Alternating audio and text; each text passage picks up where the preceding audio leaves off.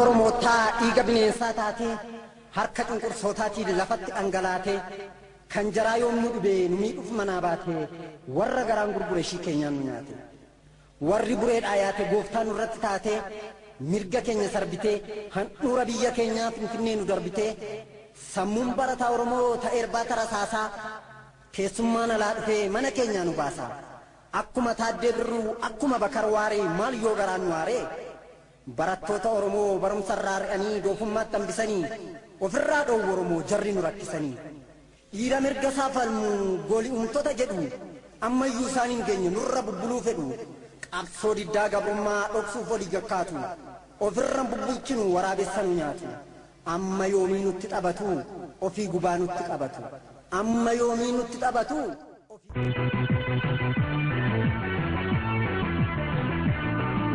ibsa adda bilisummaa Oromoo sadaasa sagal guyyaa fincila diddaa gabrummaa ilaalchise.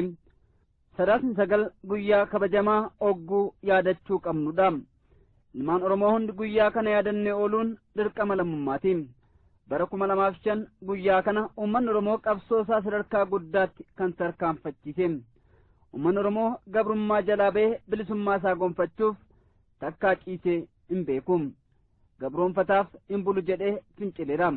Bosonattis galee lolateera.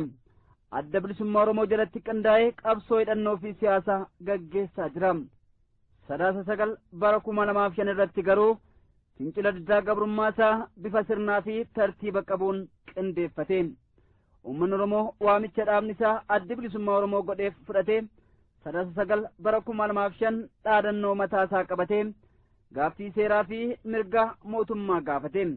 Uummanni Oromoo heera biyyaa irratti hundaa'ee mootummaaf ajajamuu didee mirga isaa gaafachuun qabsoo bilisummaa sadarkaa guddaatti tarkaanfachiisuu agarsiisa. Sadaasni sagal guyyaa seenaa qabsoo uummata Oromoo keessatti yaadatamaa jiraatudha. Fincilli diddaa gabrummaa sadaasa sagal bara 2005 bifa addaan itti fufe mootummaa wayyaanee guddaa naasise.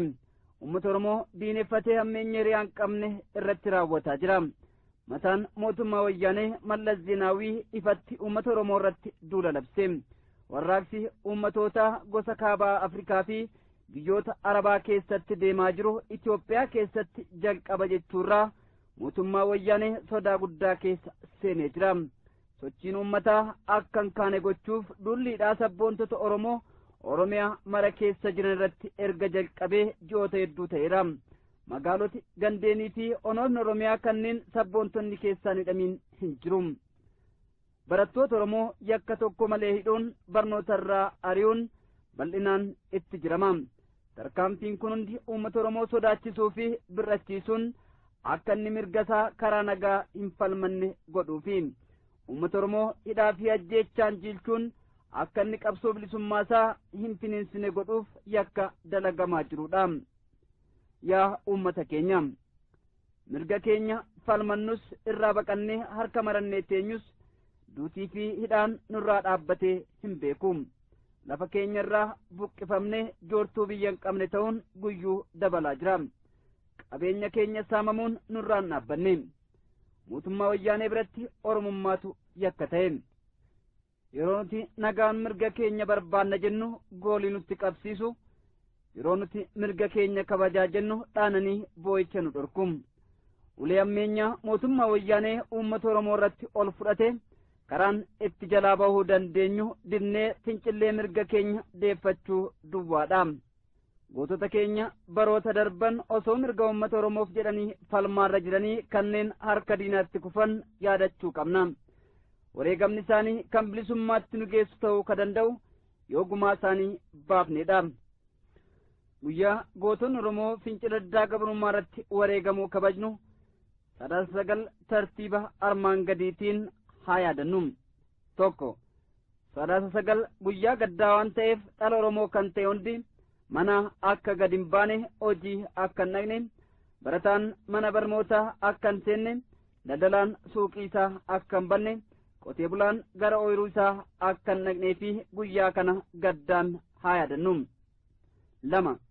Guyyaa kana ganama naannootti walitti qabamuun gootota keenya fincila diddaa gabrummaa irratti kufan daqiiqaa tokkoof haa yaadannu. Bakka awwaala gootota fincila diddaa gabrummaa irratti kufanii dhaquun yaadachuun. 3.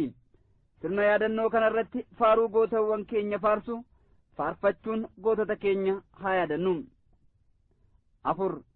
Sabboontota keenya sababaa fincila diddaa gabrummaatii fi qabsoo bilisummaa Oromootiif jecha hidhaa jiran gaafachuudha. Gumaata adda addaa walitti qabuun hidhamtoota keenyaaf kennuudha. Dhaadannoolee dhaadatamuu qaban. Mirga keenyaaf falmachuuf eenyuun illee eema hin gaafannu. Mirgiree murteeffannaa uummata Oromoo haa kabajamu. Hidhamtoonni siyaasaa Oromoo haa hiikaman. Barattoonni Oromoo hidhaman haa hiikaman. Barattoonni Oromoo manneen barnootaa irraa ari'aman barnootatti haa deebifaman. Duula Mallas Zeenaawiin irratti labse ofirraa ni deebifna. Oromoon alagaaf ulee ta'uu haa dhaabu. Uummatoota walitti buusuuf shira mootummaa wayyaanee dalagu dura dhaabbanna. Gumaa sabboontota keenya qabsoo bilisummaa Oromoo irratti kufanii dachaan ni baafna. ABO'n haa lalisuu haa jiraatu. Tarkaanfii hidhaa fi ajjeechaa wayyaaneef hin jilbeeffannu ka jedhuu fi kanneen kana fakkaatan. Walumaa galatti Sadaasa sagal guyyaa yaadannoo fincila diddaa gabrummaa bifa kanaan ayyaaneffanna. Injifannoo uummata Oromoof adda bilisummaa Oromoo Sadaasa bara 2011. Este boba qabsoo yeroo qabsoo bilisummaa kana gaari jenne kaayinne didaagaa fincilli gabrummaa.